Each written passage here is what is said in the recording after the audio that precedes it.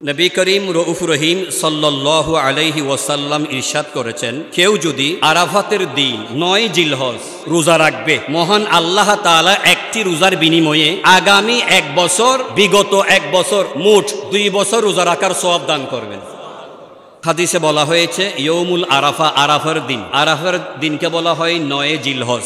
এটা নিয়ে একটু সমস্যা সৃষ্টি হয় আলেম উলামাদের মধ্যে। ওনারা কেউ বলেন যে বাংলাদেশে যেই দিন 8 জিলহজ হবে, সেই দিন তো সৌদি আরবে 9 জিলহজ ইয়ৌমুল আরাফা। তো আমরা যদি 8 জিলহজ রোজা রাখি, ইয়ৌমুল আরাফার সওয়াব পাবো কিনা? এই ক্ষেত্রে এক পক্ষ আলেম উলামাগণ তারা গবেষণা করে বলেছেন যে ইয়ৌমুল আরাফা বলতেই হাদিসে 9 তারিখের কথা বলা হয়েছে। এই 9 তারিখ পৃথিবীর যেই কোনো জায়গায় 9 তারিখ হোক না কেন, তিনি যদি 9 তারিখ ওই রোজাটা রাখে, তাহলে ইয়ৌমুল আরাফা রোজা পালন করা হয়ে যাবে। আবার আরেক ধরনের আলেম ওনারা শিথিলতা করেছেন যে আপনি যখন এটা নিয়ে দ্বিধাদ্বন্দ্ব পড়ে যান, তাহলে 8 তারিখও রোজা রাখেন, 9 তারিখও রোজা রাখেন, যে কোনো একটা দিন তো ইয়ৌমুল আরাফা রোজা হয়ে যাবে। সুবহানাল্লাহ। এমনিতে 1 তারিখ থেকে 9 তারিখ পর্যন্ত যদি আপনি রোজা রাখেন, এক একটা রোজা এক একটি বছর রোজা রাখার সওয়াব মিলবে।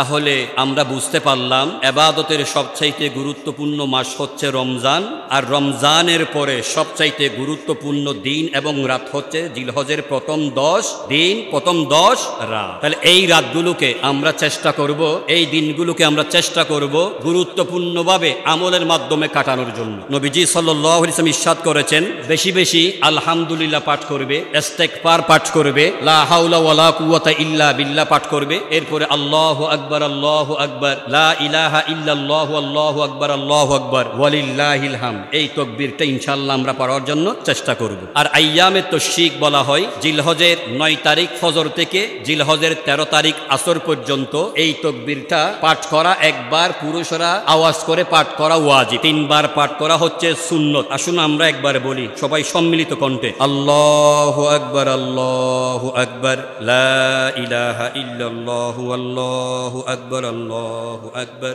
ওয়ালিল্লাহিল হামদ। আরেকটি বার, আল্লাহু আকবার, আল্লাহু আকবার, লা ইলাহা ইল্লাল্লাহু, আল্লাহু আকবার, আল্লাহু আকবার, ওয়ালিল্লাহিল হামদ, আল্লাহু আকবার, আল্লাহু আকবার, লা ইলাহা ইল্লাল্লাহু, আল্লাহু আকবার, আল্লাহু আকবার, ওয়ালিল্লাহিল হামদ।